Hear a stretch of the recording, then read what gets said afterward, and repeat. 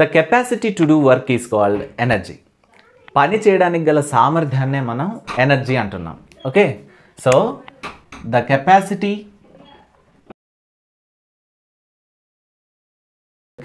To do work is called energy. So energy is measured in joules. So జౌల్స్లో ఎనర్జీని మనం కొలుస్తాం, right? So పని చేయడానికి కావాల్సిన సామర్థ్యాన్ని మనం ఎనర్జీని అంటాం. అయితే ఎనర్జీస్ అనేవి డిఫరెంట్ టైప్స్ ఉన్నాయి. So potential energy, kinetic energy, electrical energy, mechanical energy, heat energy, light energy, whatever. So ఇన్ని రకాల ఎనర్జీస్ ఉన్నాయి. అయితే ఈ వీడియోలో నేను పొటెన్షియల్ ఎనర్జీ, కైనెటిక్ ఎనర్జీ ఈ రెండింటి గురించి మాత్రమే డిస్కస్ చేయబోతున్నాం.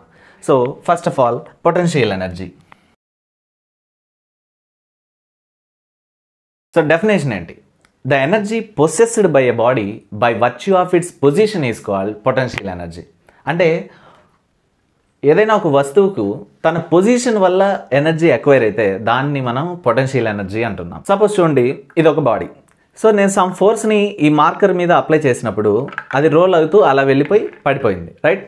సో సేమ్ ఫోర్స్ని నేను చూడండి, దీన్ని పట్టుకోలేదు నేను. సేమ్ ఫోర్స్ని దీని మీద అప్లై చేసినప్పుడు ఇది స్ట్రాంగ్గా నిలబడింది.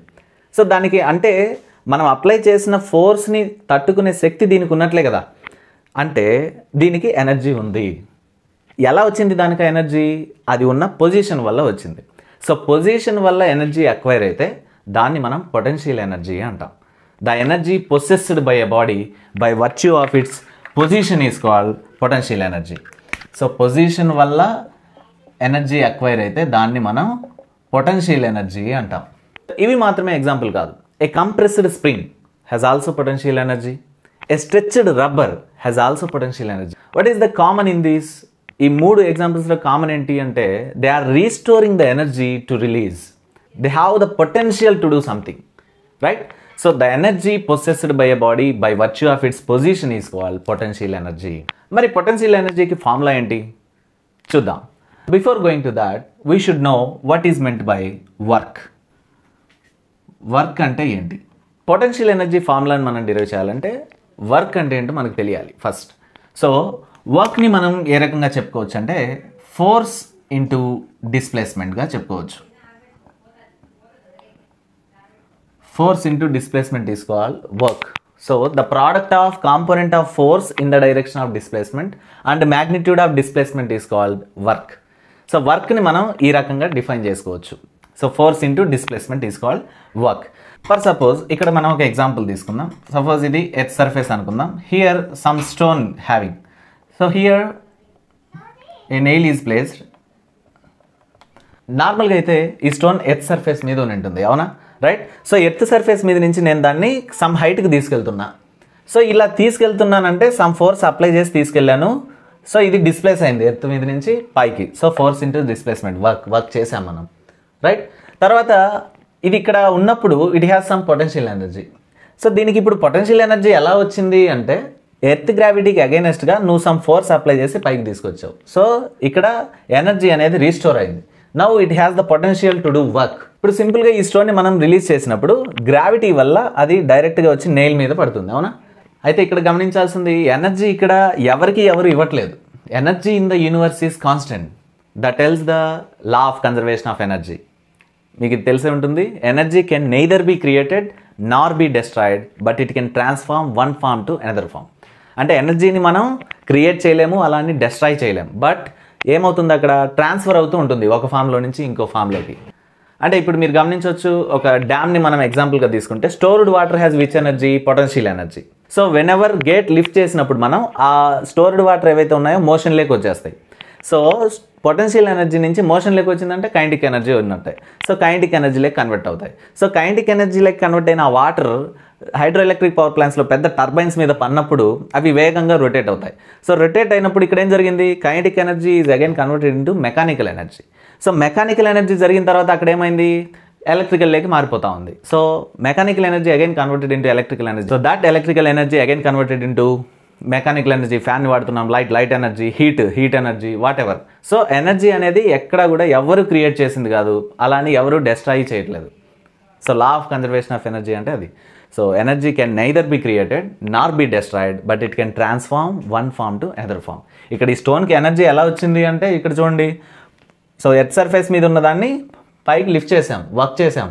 సో యాంటీ గ్రావిటీ వల్ల దీనికి పొటెన్షియల్ ఎనర్జీ అక్వైర్ అయింది. వదిలేసినప్పుడు ఏమైంది, గ్రావిటేషన్ ఫోర్స్ వల్ల అది అమాంతం కిందికి వచ్చేసి ఆ నెయిల్ మీద పడింది. సో ఇక్కడ వర్క్ అనేది జరిగింది, రైట్. ఇప్పుడు దీని పరంగా పొటెన్షియల్ ఎనర్జీకి ఫార్ములా ఏ రకంగా డిఫైన్ చేయొచ్చు అంటే, ఈ స్టోన్ని ఇక్కడికి వరకు ఎలా తీసుకొని వచ్చాం, సమ్ ఫోర్స్ అప్లై చేయడం వల్ల వచ్చాం. అంటే ఇక్కడ ఫోర్స్ ఏంటి, ఈ స్టోన్ యొక్క వెయిట్ కదా. స్టోన్ యొక్క weight suppose m is the mass of that body అనుకుంటే, సో వెయిట్ అంటే ఏం రాయొచ్చు, mg కదా, mg. సో mg అనేది ఫోర్స్ అవుతుంది. సో రైట్, ఎంత హైట్కి తీసుకెళ్ళాం, suppose this height is h అనుకుంటే ఈ డిస్ప్లేస్మెంట్ వచ్చేసి h.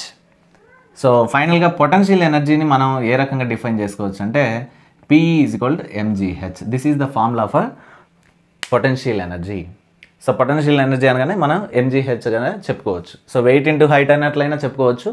సో పొటెన్షియల్ ఎనర్జీ అంటే ఇదనమాట. The energy possessed by a body by virtue of its position is called potential energy. So position వల్ల బాడీకి ఎనర్జీ అక్వైర్ అయితే దాన్ని మనం పొటెన్షియల్ ఎనర్జీ అంటున్నాం, right. Next kinetic energy. So same definition, the energy possessed by a body by virtue of its motion is called kinetic energy. So ఇంతకుముందు చెప్పుకున్నాం position వల్ల acquire అయితే పొటెన్షియల్ ఎనర్జీ అని. ఇక్కడ ఏంటంటే మోషన్ వల్ల ఎనర్జీ అక్వైర్ అయితే దాన్ని మనం కైనెటిక్ ఎనర్జీ అంటున్నాం. అంటే స్టెబిలైజ్డ్గా ఉన్న వస్తువులన్నిటికీ పొటెన్షియల్ ఎనర్జీ ఉంటుంది, మోషన్లో ఉన్న ప్రతి వస్తువుకి ఉండేది కైనెటిక్ ఎనర్జీ. సింపుల్గా మనం ఇలా డిఫైన్ చేసుకోవచ్చు. So potential energy, kinetic energy అర్థమయ్యేలాగా ఒక చిన్న ఫనీ ఎగ్జాంపుల్ చూద్దాం. ఒక ఆగి ఉన్న కారు ఉంది, దాన్ని మీరు బలంగా హిట్ చేశారు అనుకుందాం, గుద్దారు. సో అప్పుడు మీ పవర్కి ఆ కారు అటు ఇటు ఊగింటుంది, రైట్. అలా కాకుండా సేమ్ కార్ 100 km/h వేగంతో దూసుకొస్తున్నప్పుడు మీరు ఇలా అన్నారనుకోండి, ఏమవుతుంది అంటే ఇంతకుముందు కూడా మీరు సేమ్ ఫోర్స్ ఉపయోగించారు, ఏమైంది, చిన్న దెబ్బ తగిలింటుంది అంతే, కార్ అయితే ఊగిపోయింది. బట్ 100 km/h వేగంతో వచ్చినప్పుడు మీరు ఇలా అన్నారనుకోండి, ఏమవుతుంది, ఎగిరి ఎక్కడో పడింది. అంటే కైనెటిక్ మోషన్ వల్ల ఎనర్జీ అక్వైర్ అయింది కార్కి కదా. ఇంతకుముందు పొజిషన్ వల్ల ఎనర్జీ ఉన్నింది, బట్ అక్కడ మీ బలమే ఎక్కువ అవడం వల్ల అది ఊగిపోయి ఉండొచ్చు. బట్ ఎప్పుడైతే కార్ మోషన్లోకి వచ్చిందో అప్పుడు దాని పవర్ ఇంక్రీజ్ అయిపోయింది, దాని ఎనర్జీ ఇంక్రీజ్ అయిపోయింది. సో దట్ అంత ఎనర్జీతో అది వస్తున్నప్పుడు మీరు ఇక్కడ ఆ ఎనర్జీని అడ్డుకోలేకపోయారు. సో ఇదనమాట. సో సింపుల్గా మీరు గుర్తుపెట్టుకోవచ్చు, ఒక వాల్ ఉంది, స్పీడ్గా కార్ వచ్చింది, బ్రేక్ చేసుకొని అవతలకి వెళ్ళిపోయిందంటే wall has which energy, potential energy. Moving car has which energy, kinetic energy. Break చేసుకొని అవతలకి వెళ్ళిపోయిందంటే పొటెన్షియల్ ఎనర్జీ తక్కువ ఉన్నట్టు, కైనెటిక్ ఎనర్జీ ఎక్కువ ఉన్నట్టు. అలా కాకుండా సేమ్ వాల్, పొటెన్షియల్ ఎనర్జీ ఉన్న వాల్, ఒక మూవింగ్ కార్ వస్తుంటే కైనెటిక్ ఎనర్జీ, వెంటనే ఇక్కడ ఢీ కొన్న తర్వాత కారే మొత్తం స్మాష్ అయిపోయిందంటే సో పొటెన్షియల్ ఎనర్జీ స్ట్రాంగ్గా ఉన్నట్టు, కైనెటిక్ ఎనర్జీ తక్కువ ఉన్నట్లు, అంతే కదా. సో ఈ రకంగా మనం గుర్తుపెట్టుకోవాలి. పొజిషన్ వల్ల ఎనర్జీ అక్వైర్ అయితే దాన్ని పొటెన్షియల్ ఎనర్జీ అంటాం, మోషన్ వల్ల ఎనర్జీ అక్వైర్ అయితే దాన్ని మనం కైనెటిక్ ఎనర్జీ అంటున్నాం. సింపుల్గా మనం డెఫినేషన్స్ చెప్పుకున్నాం. The energy possessed by a body by virtue of its position is called potential energy, by virtue of its motion is called kinetic energy. So ఈ రకంగా మనం డిఫైన్ చేస్తాం. అయితే దీనికి ఫార్ములా ఉంది, kinetic energy KE is equal to ½ mv². So potential ఎనర్జీకి మనం formula చెప్పుకున్నాం, PE ఈజ్ ఈక్వల్ టు ఏం చెప్పుకున్నాం, mgh. సో కైనెటిక్ ఎనర్జీకి ½ mv². అయితే చాలామంది kinetic energy is equal to ½ mv² formula ఎలా వచ్చింది అనేది తెలియదు, డైరెక్ట్గా వేసేస్తుంటారు. సో దాన్ని మనం ఈ వీడియోలో డిస్కస్ చేయబోతున్నాం. So kinetic energy ½ mv² formula ఎలా వచ్చింది, ఇప్పుడు పొటెన్షియల్ ఎనర్జీ mgh ఫార్ములా ఎలా వచ్చిందో డిరైవ్ చేసాం కదా, సేమ్ వే ఇక్కడ కూడా మనం డిఫైన్ చేద్దాం. సో ఇప్పుడు చూడండి, ఒక ఎర్త్ సర్ఫేస్ మీద ఒక బాడీ తీసుకున్నాం. సో ఒక వెహికల్ అనుకుందాం. So it has some mass m and moving with velocity v అనుకుందాం. సో కైనెటిక్ ఎనర్జీని జీరో చేయడానికి మనం ట్రై చేద్దాం. అంటే ఏం చేయాలి, మనం ఆపోజిట్ ఫోర్స్ అప్లై చేయాలి కదా.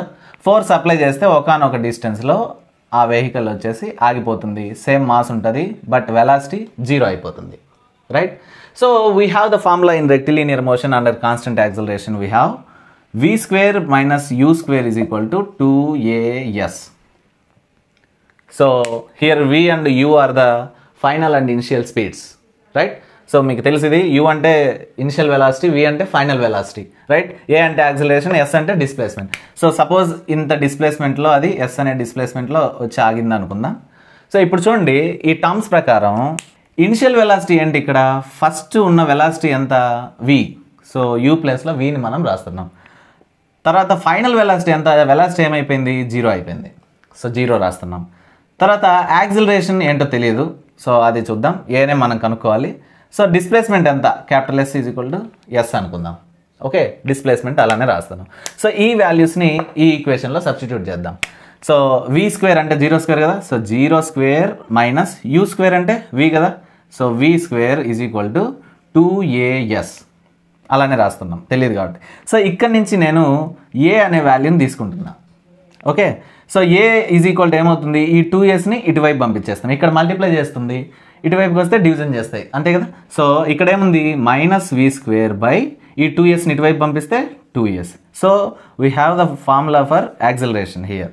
So a is equal to minus v square by 2s వచ్చింది ఈ ఈక్వేషన్ నుంచి మనకి. ఓకే, అయితే మనకి న్యూటన్ సెకండ్ల ఫార్ములా ఉంది, ఏంటది, F is equal to ma కదా, F is equal to ma. So Newton second లా నుంచి ఫోర్స్కి మనకు ఫార్ములా ఉంది, F is equal to ma. అయితే ఇక్కడ m ప్లేస్లో ma రాస్తున్నాం, a ప్లేస్లో ఇక్కడ మనం ఆల్రెడీ డిరైవ్ చేసుకున్నాం కదా, minus v square by 2s ఆ వాల్యూని రాస్తున్నాం. So minus v square by 2s. So ఫోర్స్కి మనకి ఇక్కడ ఒక ఈక్వేషన్ వచ్చింది. అయితే ఇప్పుడు ఇక్కడ బాగా గమనిస్తే ఈ వెహికల్కి కైనెటిక్ ఎనర్జీ ఉంది, v అనే వెలాసిటీతో మూవ్ అవుతుంది. దీన్ని మనం some force, external force use చేసి దాన్ని స్టాప్ చేసాం, జీరోకి తెచ్చాం వెలాసిటీ, రైట్. కైనెటిక్ ఎనర్జీని కంప్లీట్గా జీరో చేసాం కదా. అయితే ఎంత ఫోర్స్ నువ్వు అక్కడ అప్లై చేసావు, ఎక్స్టర్నల్ ఫోర్స్ అప్లై చేసావు కదా, సో వర్క్ చేసావు నువ్వు. సో ఎక్స్టర్నల్ వర్క్ ఏం చేసావు, సో మనకు ఫార్ములా ఉంది, వర్క్ ఫార్ములా ఏంటి, ఫోర్స్ ఇంటూ డిస్ప్లేస్మెంట్ కదా. So force into displacement.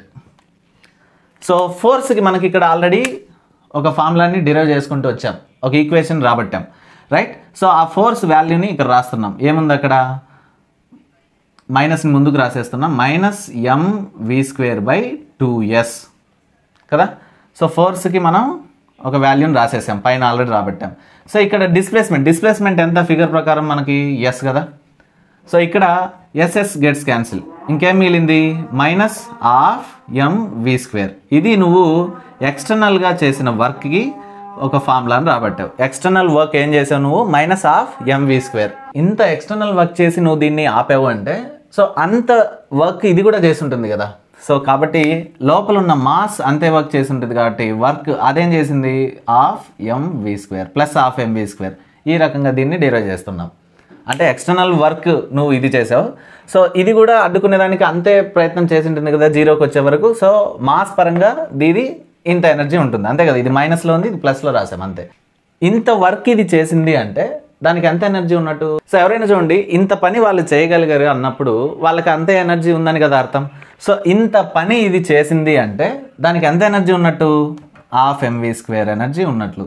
So kinetic energy ఎంత ఉంది అంటే half mv square. In this way మనకి ఈ ఫార్ములా వచ్చింది, kinetic energy half mv square. So ఎంతైతే పని ఇది చేసిందో దానికి అంత ఎనర్జీ ఉన్నట్లు సింపుల్గా.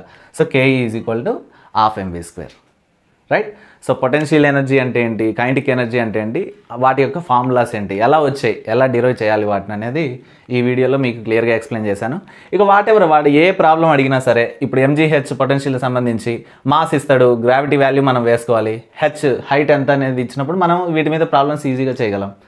అదేవిధంగా కైనెటిక్ ఎనర్జీలో కూడా వాటెవర్ మాస్ వెలాసిటీ ఇచ్చినప్పుడు మనం ఏ విధంగా ఆ కైనెటిక్ ఎనర్జీని మనం కనుక్కోగలం.